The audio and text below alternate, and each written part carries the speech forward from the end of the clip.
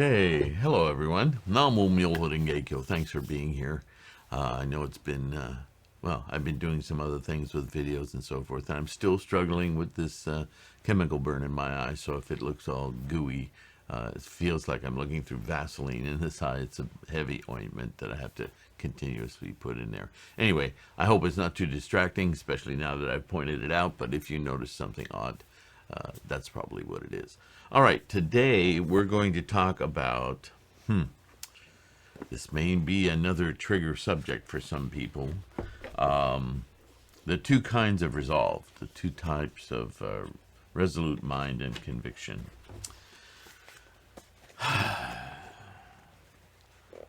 On the 20,000 foot level, as I prepare my book here, this is a short one. But the concept is quite fundamental to our Buddhist practice, and that is that there's a, I don't know what to call it. For some it's explicit, for some it's implicit, for some it's just a cultural way of thinking that just sort of sits there. And in other words, we're kind of unaware that we filter our information in that particular way. It's just something built into our epistemology. If you want to look, there's a 64-cent word. In other words, it's more about the way we think about something than we realize as we're actually thinking it. All right, just get to the point. Buddha. You're already familiar. Buddha has, with this aspect of Buddha, is that we use it, or it is commonly used as a reference to this person, Siddhartha Gautama, who at some point became enlightened, awakened to his maximal potential, his enlightenment, his insert descriptive word here, Buddha mind, Buddhahood, Buddha-ness, clarity, full, unattached clarity, unattached to the samsaric world. Although, if you're not in the samsaric world, how can you free yourself from your attachment to it? Being in it is an attachment, the attachment. To break free from it doesn't mean to get rid of this body, not physically anyway, but to get rid of this. In Buddhism, body isn't just this. In Buddhism, body is all physicality, the universe and not the universe, outside the universe, within, through, and around the universe and all that the universe is of and contains. The body in Buddhism is a very different idea of what body is. And I've been talking about that in the last couple of videos, so maybe if I remember, I'll reference them in the description. Body, mind, and Hinayana versus Mahayana, they're all about this idea of body in Buddhism. We cannot awaken our Buddha nature. Here we go with the computer complaining again all the time. Anyway, this idea of body is even sending my computer into revolution. Okay.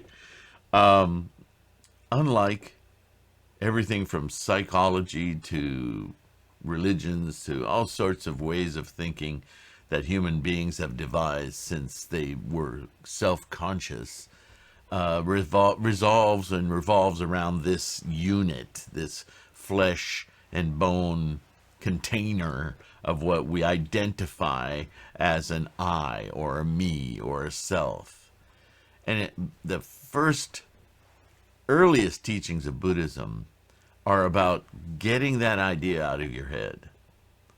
And so early Buddhists thought, some people ran around thinking that Buddhism was about immolation. Let's get rid of this body. No, that's a misunderstanding. You want to do that? There's thousands of religions out there. You can go immolate yourself to death. crucify yourself, burn yourself to the stake. That's not Buddhism at all. That's a complete misunderstanding. Because without this body, which is not just this, but everything, we cannot express or experience, more accurately, our awaken. If you're, listen, it's in the words. You're working to awaken your Buddha mind. How can you awaken if there's nothing there asleep? Right? Awakening means a fundamental shift in your mind. Again, Buddhism is mind. So, two kinds of resolve. Nichiren's going to talk about this. Don't worry, I'm not making a whole third video about this issue. But I want to bring those two issues into this discussion because it's very important to understand what Nichiren's talking about here. There's a kind of resolve that you make as a bodily entity, and there's a kind of resolve that you make that transcends it. And so he compares the Lotus Sutra, Myoho Renge Kyo, the invocation of that clarity of all thingness, of the Buddhist version of body and beyond it, the process which manifests this body. And then there's Shakyamuni, who realized the potential and the method for awakening this enlightenment. When you juxtapose the two, you see that Buddha, or the invocation of Buddha in Myoho Renge Kyo, is far more essential to all of you and I, as our Buddha is innumerable. How many humans, how many minds are there? Innumerable, uncountable. We can make an estimate, but do you understand the point? Shakyamuni is one man. And I can't express the amazing effort and accomplishment that this one man made in discovering this Buddha. It's immeasurable, but not as immeasurable as the tool that allows for all of us to do exactly what he did. That's far more powerful, isn't it? Doesn't that make sense?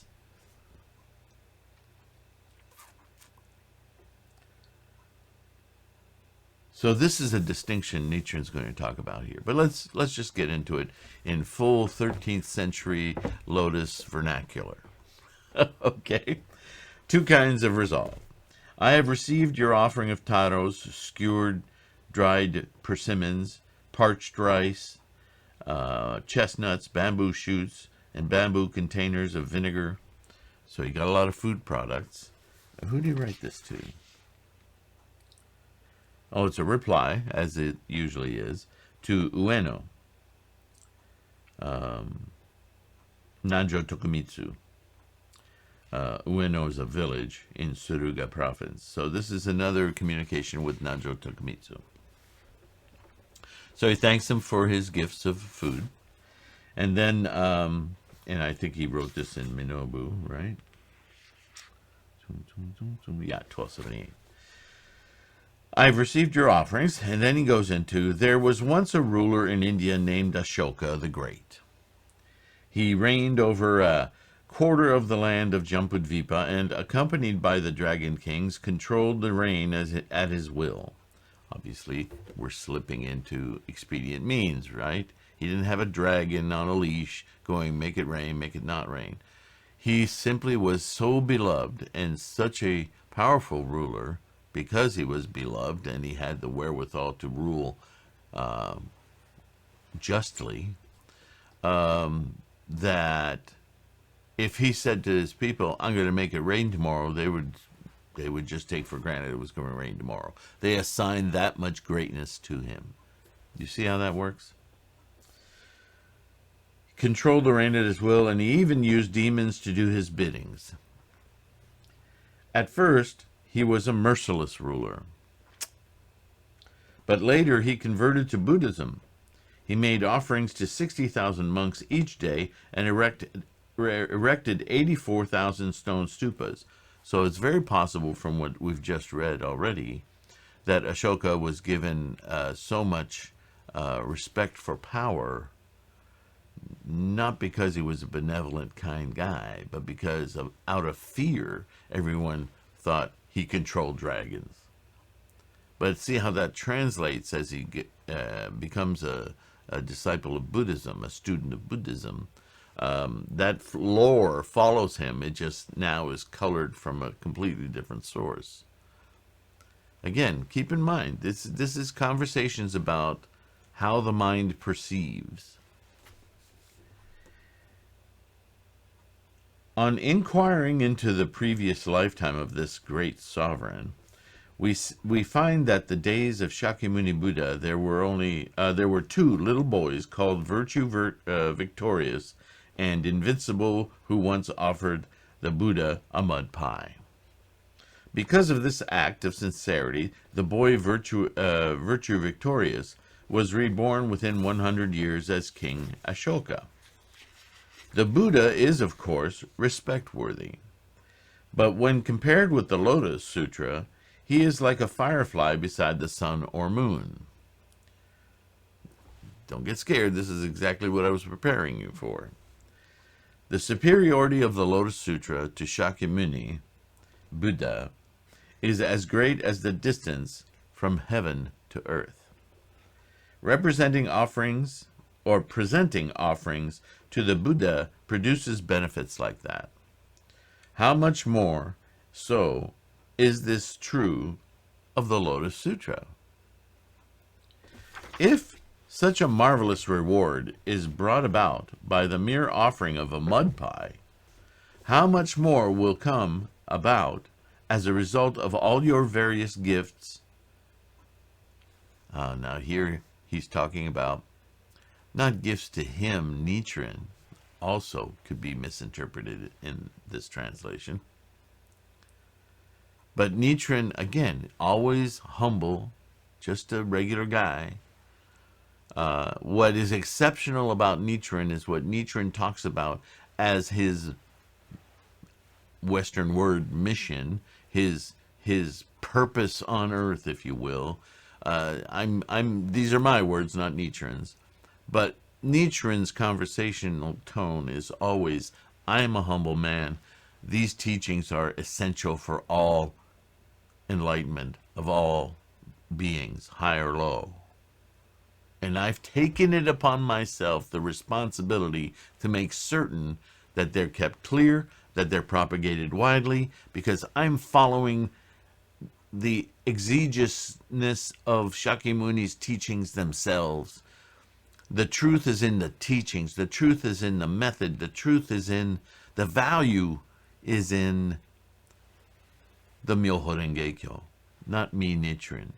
I make value for myself as a transmitter, a propagator, a spreader of this true teachings, a votary of the Lotus Sutra. That is my only value, and that's not actually me being valuable, but what I am doing being valuable.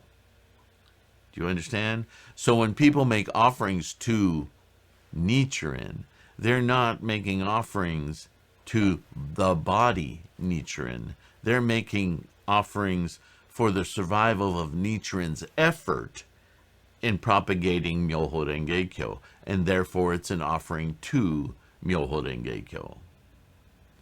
You have to follow that logic, because if you don't know that in your mind as you read all of this, you will become confused. But it's implicit in everything Nichiren writes, and even in marginal translations, it's there. But if you're not aware of it, you won't see it, and you'll start to fall into this earthly body is this. Because I hear you right now, some of you are saying, yeah, but you don't give seaweed and rice to a guy so he can offer it to what? It's for his body to sustain. Yes, I don't disagree with you, but I want you to understand that that offering to keep him alive, him body Nichiren alive, isn't about keeping Nichiren's body alive. It's about keeping Nichiren's mission alive. Because if Nichiren dies, so does propagation, so does votary of the Lotus Sutra die. That's what needs to be maintained, not the humble monk Nichiren. It may seem like a subtle point, but it is a critical point to be able to understand these teachings. So going back to his story here, he suffered no shortages of food, but now we are in a land where hunger prevails. A lot of food issues in the civil wars that are constantly going on in Japan at this time. Therefore, how could Shakyamuni Buddha, many treasures Buddha, and the 10 demon daughters possibly fail to protect you? Because your offerings coming to support the propagation of the Lotus Sutra have that kind of effect. That cause isn't about keeping me, a humble monk, alive. It's about keeping my mission alive, and that mission is to spread Buddhism to you and you and you and you and you. Much more than one entity. Do you understand? So that is a major cause. Even more. So he's comparing it to giving a mud pie to Shakyamuni. Like, what good's a mud pie going to do Shakyamuni? Again, not about the body, not about the pie, not about Shakyamuni, but about the willful attitude and intent of feeding enlightenment. That is the precious thing. And if giving a mud pie to one man who is enlightened in order to support his enlightenment and teaching about it, how much more is that not just a mud pie, but actual food, a profound offering to the propagation worldwide of this method of instant, immediate enlightenment. Right? You get now the relative comparison of these two examples? Today, there are people who have resolute mind and conviction in the Lotus Sutra. The belief of some is like fire, while that of others is like water.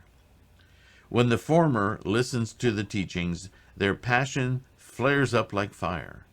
But as time goes on, they tend to discard their resolute mind and conviction. So when you're studying Buddhism, you're like, yes, I get it. Oh, man, I got to tell everyone about this. And then the day fades, you go to bed, and the next day you go, yeah, that was a lot of work. And what good's it going to do?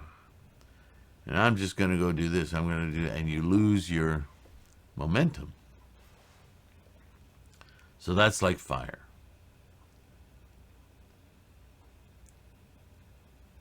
To have resolute mind and conviction like water means to believe continuously without ever regressing. Since you visit me constantly, regardless of the difficulties, your belief is comparable to flowing water. It is worthy of great respect. So this is Nichiren saying, it's great when you're fiery and you really get going and you get your insight and so forth. But the really helpful thing for your life, and the goal of Buddhism, Shakyamuni said this, is to live a life well. Right? The Eightfold Path. It's about how to live this life, not some land after death. How does this life get improved? Remember, the goal was to relieve ourselves of suffering in this life. So it's about this life. Buddhism is incredibly pragmatic. It's about solving the problems of suffering in this life so that we can live this life as fully and well as potentially within our karmic engine, right? So you can have an engine that sputters and starts and has fiery moments and so forth. And, that may be great. It may help those around you. You just don't know. As long as it's centered in the right attitude and the right intent, then your actions are good.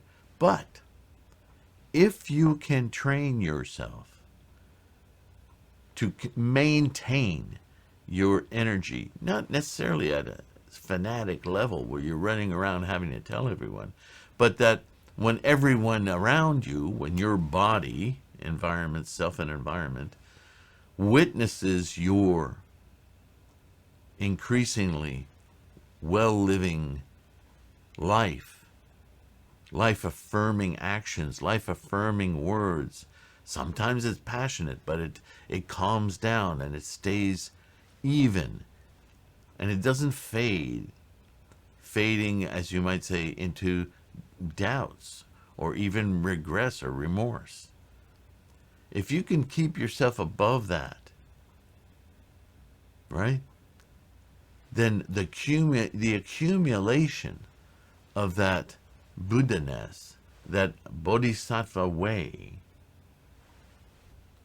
will do much more to raise your life condition toward Myoho Renge Kyo and at the same time everything around you.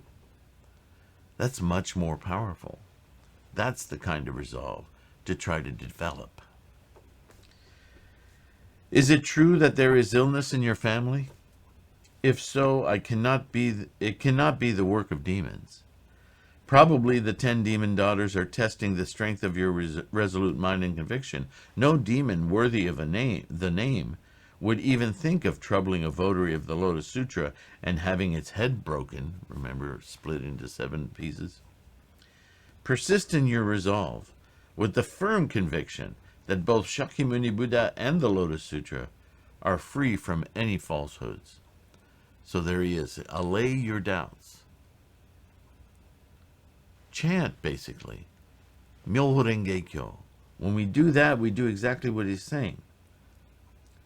We validate Shakyamuni Buddha as being a truthful votary of Buddhahood, and that the Lotus Sutra, his teaching, is free from any errors. Myoho Renge Kyo. You see a car accident on the road, Myoho Renge Kyo. You don't even have to understand why you're saying that or what it means to the people involved in the accident. All you want is clarity, Buddha nature, relief of suffering. Myoho Renge Kyo. Adjust your attitude constantly toward that goal. With my deep respect, Nichiren. So,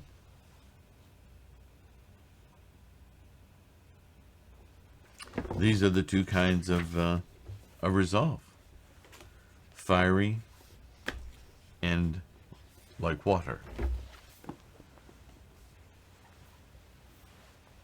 Oh, my eyes are really bothering me. I apologize.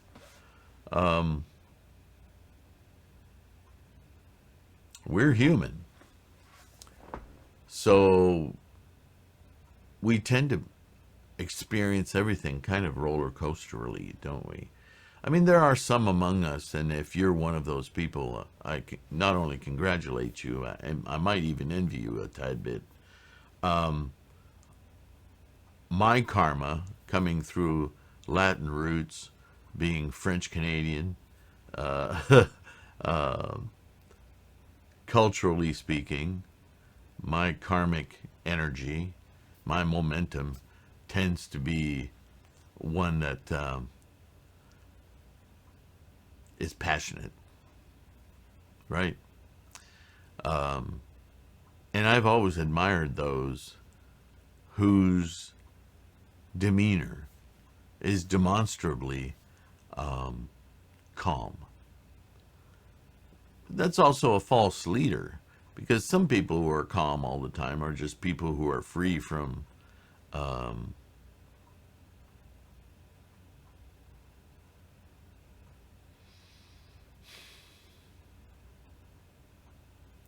deep profound experience. So not everyone who's calm is calm because they're advanced or better karmically. There are different reasons for calmity. But sometimes people's calmity prevents them from seeking deeper truths because they simply just don't react much to anything. So I don't know. I don't know which is better than the other. I just know that there's a tremendous variety of us. And so that my words and about my life and your life, though they have some relevance in our understanding of one another in society and in samsara, they're not the same as maybe very similar words about our attitudes mentally toward our Buddhist practice. The two are not necessarily equal. Although it can be fascinating and quite entertaining at times to witness human behavior, as well as absolutely horrifying, like what's going on in North Korea. Again, I'll refer you to the Lex Friedman interview with Yao Ming Park. It's hard for me to even think about that. I can't watch that whole interview in one sitting. It just, and there it is. You know, there's my passionate nature. I empathize so deeply with her experience and what obviously is the experience of millions of people.